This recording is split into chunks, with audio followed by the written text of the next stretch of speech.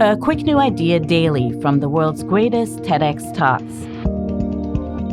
I'm your host, Atossa Leoni, and this is TEDx Shorts.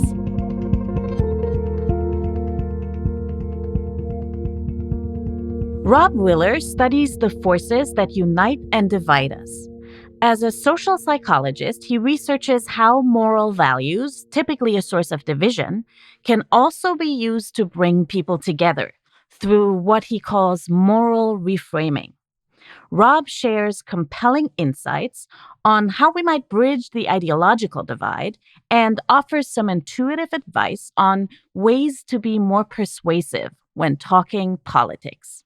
You probably have the sense, as most people do, that polarization is getting worse in our country, that the divide between the left and the right is as bad as it's been in really any of our lifetimes. But you might also reasonably wonder if research backs up your intuition.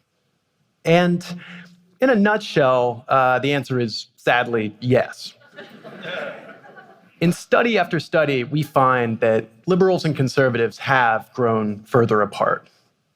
They increasingly wall themselves off in these ideological silos, consuming different news, talking only to like-minded others, and more choosing to live in different parts of the country.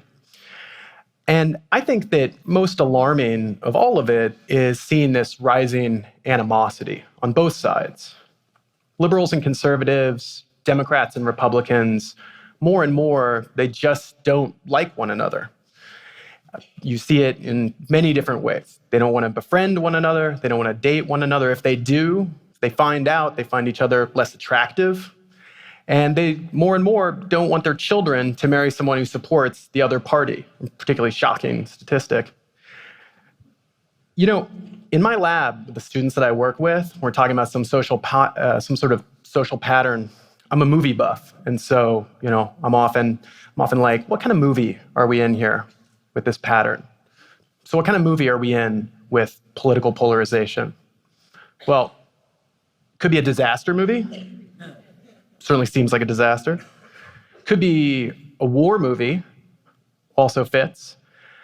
But what I keep thinking is that we're in a zombie apocalypse movie, right? You know the kind. Just people wandering around in packs, not thinking for themselves, seized by this mob mentality as trying to spread their disease and destroy society.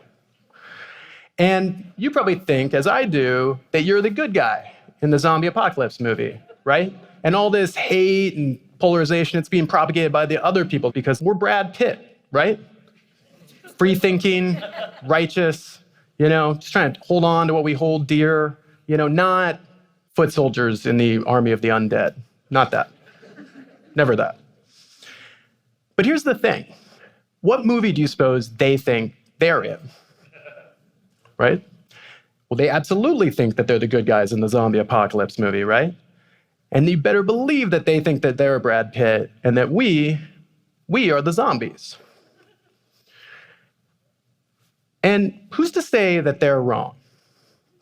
I think that the truth is that we're all a part of this. And the good side of that is that we could be a part of the solution. So what are we going to do? What can we do to chip away at polarization in everyday life? What can we do to connect with and communicate with our political counterparts? Well, these were exactly the questions that I and my colleague Matt Feinberg became fascinated with a few years ago when we started doing research on this topic. And one of the first things that we discovered that I think is really helpful for understanding polarization is to understand that the political divide in our country is undergirded by a deeper moral divide. So one of the most robust findings in the history of political psychology is this pattern identified by John Haidt and Jesse Graham, psychologists, that liberals and conservatives tend to endorse different values to different degrees. So, for example, we find that liberals tend to endorse values like equality and fairness and care and protection from harm more than conservatives do. And conservatives tend to endorse values like loyalty, patriotism, respect for authority, and moral purity more than liberals do. And Matt and I were thinking that maybe this moral divide might be helpful for understanding how it is that liberals and conservatives talk to one another and why they so often seem to talk past one another when they do. So we conducted a study where we recruited liberals to a study where they were supposed to write a persuasive essay that would be compelling to a conservative in support of same-sex marriage. And what we found was that liberals tended to make arguments in terms of the liberal moral values of equality and fairness. So they said things like, everyone should have the right to love whoever they choose. And they being gay Americans, deserve the same equal rights as other Americans. Overall, we found that 69% of liberals invoked one of the more liberal moral values in constructing their essay. And only 9% invoked one of the more conservative moral values, even though they were supposed to be trying to persuade conservatives. And when we studied conservatives and had them make persuasive arguments in support of making English the official language of the US, a classically conservative political position, we found that they weren't much better at this. 59% of them made arguments in terms of one of the more conservative moral values, and just 8% invoked a liberal moral value, even though they were supposed to be targeting liberals for persuasion. Now, you can see right away why we're in trouble here, right? People's moral values, they're their most deeply held beliefs. People are willing to fight and die for their values. Why are they going to give that up just to agree with you on something that they don't particularly want to agree with you on anyway? If that persuasive appeal that you're making to your Republican uncle means that he doesn't just have to change his view, he's got to change his underlying values too, that's not going to go very far. So what would work better? Well, we believe it's a technique that we call moral reframing, and we've studied it in a series of experiments. In one of these experiments, we recruited liberals and conservatives to a study where they read one of 3 essays before having their environmental attitudes surveyed. And the first of these essays was a relatively conventional pro-environmental essay that invoked the liberal values of care and protection from harm. It said things like, in many important ways, we are causing real harm to the places we live in, and it is essential that we take steps now to prevent further destruction from being done to our Earth. Another group of participants were assigned to read a really different essay that was designed to tap into the conservative value of moral purity. It was a pro-environmental essay as well, and it said things like, keeping our forests, drinking water, and skies pure is of vital importance. We should regard the pollution of the places we live in to be disgusting. And reducing pollution can help us preserve what is pure and beautiful about the places we live. And then we had a third group of participants that were assigned to read just a non-political essay. It was just a comparison group, so we could get a baseline. And what we found when we surveyed people about their environmental attitudes afterwards, we found that liberals, it didn't really matter what essay they read. They tended to have highly pro-environmental attitudes regardless. Liberals are on board for environmental protection.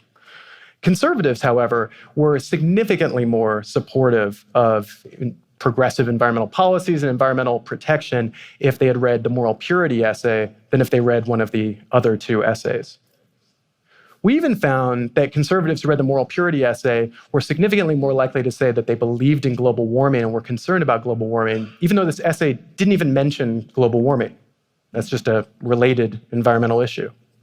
But that's how robust this moral reframing effect was. If you want to persuade someone on some policy, it's helpful to connect that policy to their underlying moral values. It's incredibly intuitive. And even though it's something we really struggle to do. It turns out that when we go to persuade somebody on a political issue, we talk like we're speaking into a mirror. We can't afford to hate them any longer. And we can't afford to let them hate us either. Empathy and respect. If you think about it, it's the very least that we owe our fellow citizens. Want to hear more from Robb or in need of more intuitive advice? Listen to Ted's new podcast, How to Be a Better Human, now streaming wherever you get your podcasts. The TEDx talk you just listened to was recorded in Frederick, California. All TEDx events are independently organized by volunteers who believe in TED's mission of ideas worth spreading. Special thanks to the organizing team at TEDxMarin. Want to listen to more TEDx talks? Explore the entire archive on the TEDx YouTube channel.